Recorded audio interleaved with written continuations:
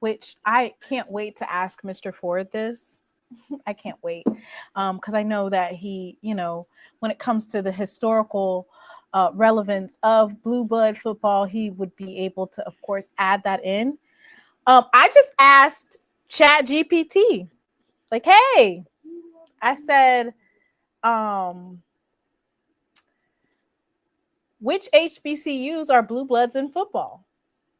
I just asked them. And this is what they had to say.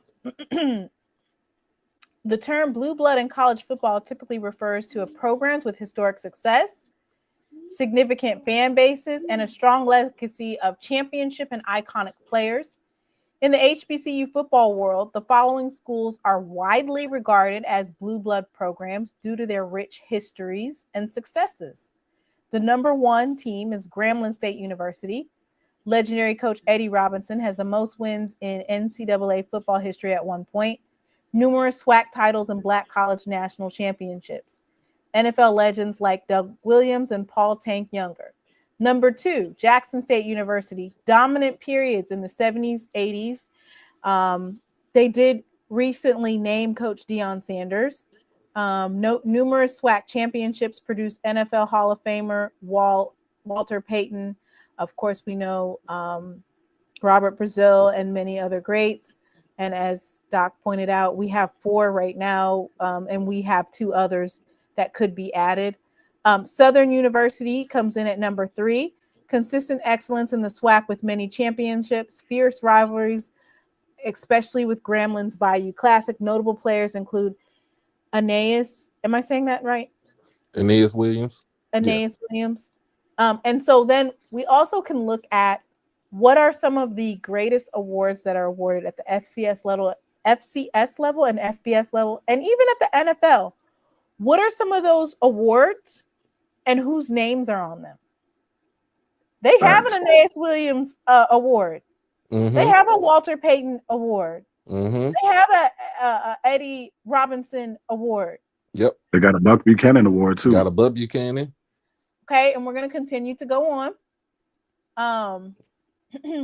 Alcorn State University, home of the Steve McNair, one of the greatest college quarterbacks in history. Strong football tradition with SWAC titles and Black College National Championships. Interesting to note, ChatGPT does still have Florida A&M underneath the MEAC. But as we know, Florida A&M is now in the SWAC, but it does have Florida A&M listed, and it says the first HBCU to win an FCS, then one AA national championship in 1978. A long history of producing NFL talent and winning championships. Iconic head coach Jake Gaither. North Carolina A&T. Recent dominance in HBCU football with multiple Celebration Bowl wins. Produced stars like Tariq Cohen. Strong presence in both the MEAC and the Big South. South Carolina State University is known for its stout defense and producing NFL legends like Harry Carson and Donnie Shell. Dominant force in MEAC history and winners of multiple Black College National Championships. CIAA, they have listed as a blue blood program Virginia State University, one of the more consistent programs in CIAA history. Winston-Salem State University, strong performance in the CIAA and success in Division II playoffs in recent years. The SIAC has Tuskegee University, the winningest HBCU football program historically. Consistent dominance in the SIAC with a strong legacy of success. Morehouse College, while less dominant on the field, is historically significant and alumni-based cements its legacy. Independent HBCU teams is Tennessee State University, a storied program with NFL greats like Richard Dent and Ed Too Tall Jones. Strong legacy as an HBCU independent powerhouse. These programs not only dominate in terms of wins and championships, but also represent the heart and soul of HBCU football culture. Their contributions to college football, both on and off the field, make them true bluebloods of HBCU sports. Another thing that's interesting to note is that some of these football programs at certain times in our history, we didn't have a Black College National Championship to go to. Or it wasn't named it. So basically, there are times in history where you could say that if there was a champion name, then it would be this program or that program. Right. But And so when you And think about wait. it, So so but, let me jump in. okay, So go ahead. I think that's an awesome segue.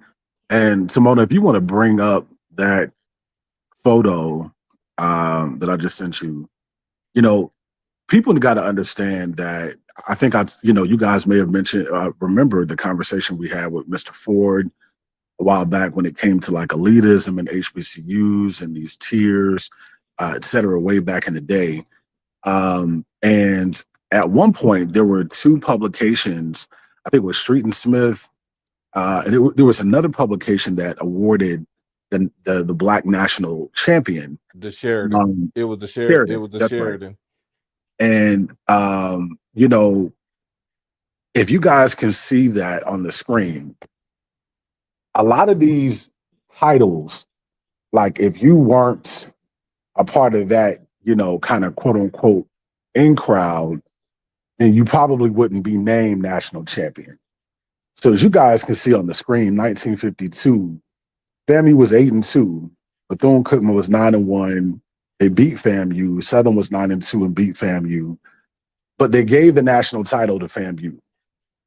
1953, FAMU was 9-1. Prairie View was 12-0. They beat FAMU, but they gave the title to FAMU. So, and you guys can continue to go down, and I'm pretty sure everybody remembers in 2021 when FAMU named themselves national champions.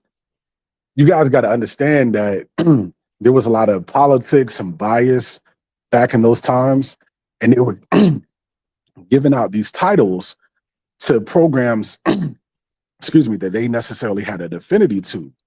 So as you guys may know, in the 1980s, a 10-year span from 80 to 89, Coach W.C. Gordon at Jackson State won 7 SWAC titles, 5 straight seasons without a conference loss, and had 19 players drafted into the NFL. I would say arguably that's probably the most dominant coach or program within a decade's time. And people like to talk about A&T, they won like 3 or 4 Celebration Bowls. But even that period that A&T was competitive, they were sharing conference titles with other teams. They had several conference losses during that span. They clearly didn't have 19 or even close to 19 players drafted into the NFL. So during the 1980s with that dominant run by Jackson State, I don't even think those posters gave Jackson State a national title at all during that period. And they did. How many? So out of 7, so 1985.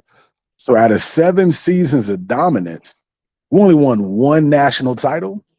Well, they only gave us 1 national title. Do y'all see the bias I'm talking about? 7 SWAC titles in a decade, 5 straight seasons without a SWAC loss. And as you guys know, the SWAC in the 80s, arguably one of the best football conferences in the nation. That's D2, FCS, or FBS. Look how many players were drafted out of the SWAC during that period. All the talent we had in the 80s. You mean to tell me Jackson State dominated the 80s and only had 1 SWAC title named to them? You guys got to understand, like, if you're measuring Black college blue bloods based off of national titles that were awarded, there was a lot of bias, there's a lot of politics, and honestly, just a lot of jealousy towards the likes of a Jackson State. So in addition to all of that, you got to understand, as Timona just mentioned, when you talk about wins, you talk about national awards on the FCS and the NFL level. As we all know, the highest award you can win in the NFL is the Walter Payton Man of the Year Award. I think in 1975 or 76, Jackson State had 2 or 3 players drafted in the first round. In 2000, Jackson State had 2 players drafted in the first round. I think that was the last HBCU to actually do that. So you're looking at, of course, dominance, branding, success. There's about 7 schools that are definitely in that category of blue blood. And that's not a knock to anyone's program who has had recent success, but the term blue blood is more so of a historical reference with respect to, and we could talk about blue bloods of Power 5, Notre Dame, Michigan, Southern Cal, Alabama, etc., because it's from a historical standpoint. But and kudos to these programs, these HBCU programs that have had recent success. But when you're talking about over a 50, 60, 70-year span, those 7 programs were actually kind of like the poster children of Black college football with respect to getting us notoriety, players, actually NFL scouts coming, to check out our programs. We got to all tip our hats to those 7 programs because they had a consistent level of dominance over a 70-year span. So I thought it was really great discourse on social media and as well as tonight. And Simona, if you got any, or Doc, you got any additional feedback, hey, have at it. But look at that graphic, man. That's preposterous. Yeah, when you say you said 7 out of 10, it's actually 8 out of 10 years where we won the SWAC. And See? we went 5. We went close to 5 years without a loss, 28 games without a loss. And at the time when you talking about the SWAC back in the 80s, we talking about you only had 8 teams. You only had 8 teams. You had your 2 Texas schools, you had the 2 Louisiana schools, and then you had your 3 Mississippi schools, and then you had Alabama State. Because remember, A&M didn't come into the conference until 1999.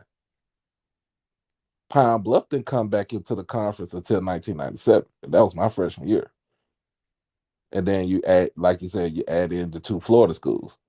Right. So look at it from that standpoint where we weren't even playing 11 games. We were playing 10 games. Right. And we was kicking everybody's ass. It's so crazy, man. Like when we actually go back and do research, like you see in that graphic, just the level of bias that some of these pollsters and publications had even during that time in the 40s and the 50s and 60s, like to where if you weren't in a certain school, that had an affiliation to that publication, they weren't going to vote for you, even though, as you can see on the screen, you got 2 losses, 3 losses, but still named Black national champion. That's absurd. So, we got to put things into perspective. We got to, when we're having these conversations, we actually have to act like Google is free, as if we can actually go out here and do some research ourselves. So that way, we can have a healthy discourse and dialogue. But yeah, man. And it's kind of full circle. We got 2 Black college blue bloods going at it for a SWAC title this weekend, Jackson State versus Southern. And to be honest, if we're keeping it 100 in the 90s, if I'm not mistaken, Jackson State, Southern in the 90s, they had 3 SWAC titles. Yeah, I believe we were going back and forth. Grambling had one in a little bit in the middle. And Alcorn had one. Alabama State had one in 91. Yeah. So what they did, with adding, Arkansas, Pine Bluff, and A&M, they wanted to expand it to a 10 member league, and of course implement a SWAC championship game, because the way Jackson State and Southern were going back and forth throughout the 90s, they just knew that, not just the first SWAC championship, multiple SWAC championships will be between those 2 teams. And it's going to be great, for television viewership. It's going to be great for attendance, et cetera. And as we saw in the 1999 game, that was one of the highest attended games. It was like maybe 50,000 or 48,000 in Birmingham. Yeah, it was like 50,000 at Legion Field. It was, y'all talk about cold yesterday for tomorrow. Oh man, it was cold that day. I promise you, it was cold that